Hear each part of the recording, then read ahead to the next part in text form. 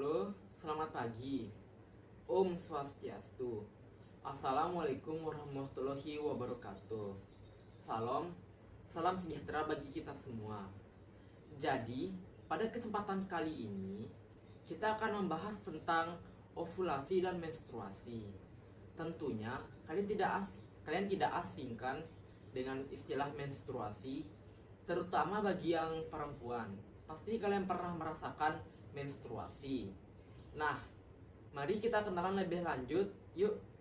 Jadi, menstruasi itu berkaitan dengan ovulasi atau proses yang terjadi dalam siklus menstruasi perempuan. Yuk simak informasinya.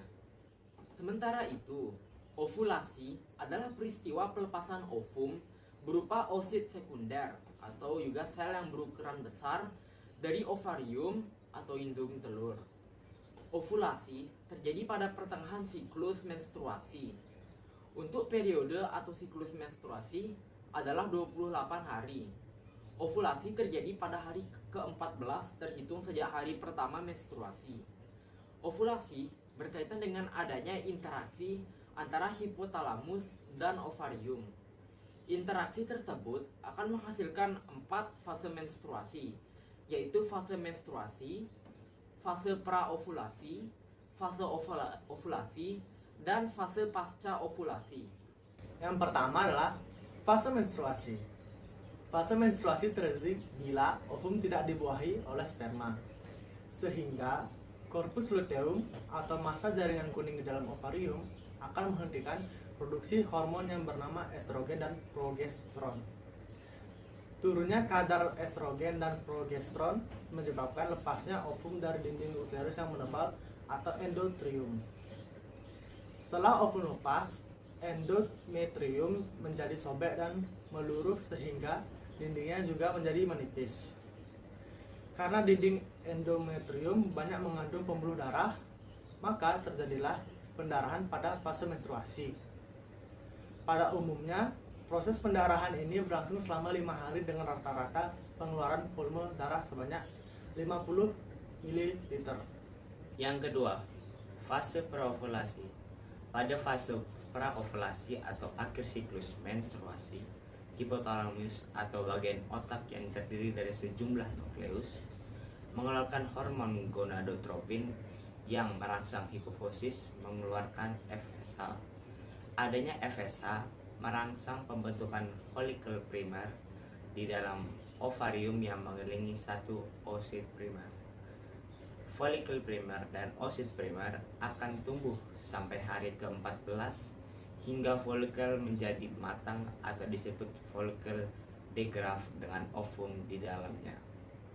Selama pertumbuhannya, folikel juga melepas hormon estrogen yang menyebabkan pembentukan kembali sel-sel penyusun dinding dalam uterus atau endometrium. Proses pembentukan kembali tersebut disebut dengan proliferasi. Tahukah kamu, peningkatan estrogen selama pertumbuhan folikel juga mempengaruhi serviks untuk mengeluarkan lendir yang bersifat basa.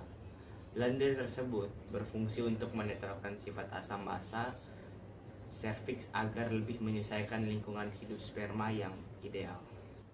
Nah, yang ketiga ada fase ovulasi. Pada saat mendekati fase ovulasi, terjadi perubahan produksi hormon. Peningkatan kadar estrogen selama fase praovulasi menyebabkan terjadi hambatan terhadap pelepasan lanjutan FSH dari hipofisis. Turunnya konsentrasi FSH menyebabkan hipofisis melepaskan LH yang merangsang pelepasan oosit sekunder dari folikel degraft. Nah, kondisi tersebut disebut ovulasi, yaitu saat terjadi pelepasan oosit sekunder dari folikel degraft dan siap dibuahi oleh sperma. Nah, umumnya itu ovulasi terjadi pada hari ke-14.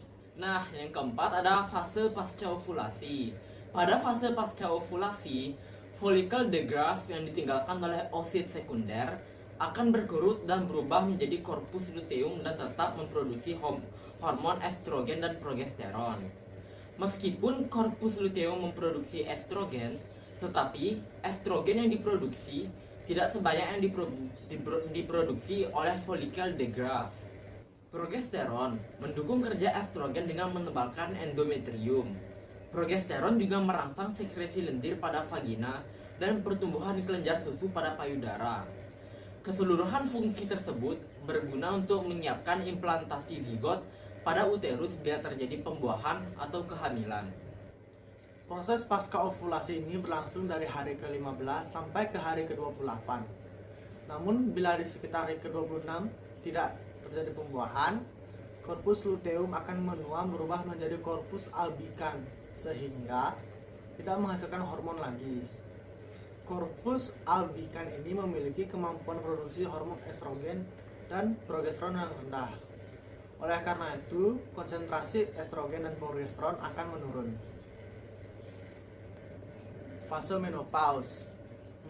Menopause adalah suatu fase berhentinya siklus menstruasi atau haid pada wanita karena pengaruh usia dan perubahan hormon. Wanita mengalami menopause biasanya pada saat usia 50-an atau bisa kurang. Gejala menopause antara wanita satu dengan yang lain berbeda-beda. Beberapa gejala yang timbul adalah: yang pertama, timbul terasa sakit saat berhubungan. Kedua, sering mengalami vertigo dan migrain. Yang ketiga, nyeri pada otot pinggang. Yang keempat, jantung sering berdebar-debar. Yang kelima, susah tidur seperti biasa. Yang keenam, secara fisikis mudah marah dan emosi.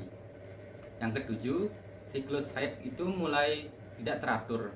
Yang kedelapan, nyeri tulang dan persendian. Yang kesembilan, kolesterol naik. Dan yang ke-10, suasana hati mudah berubah-ubah. Yang ke-11 mudah lelah. Yang ke-12 sulit berkonsentrasi. Yang ke-13 rambut mulai rontok dan menipis. Dan yang terakhir terasa kesemutan. Sekian dari kami, terima kasih. Selamat menunaikan ibadah puasa.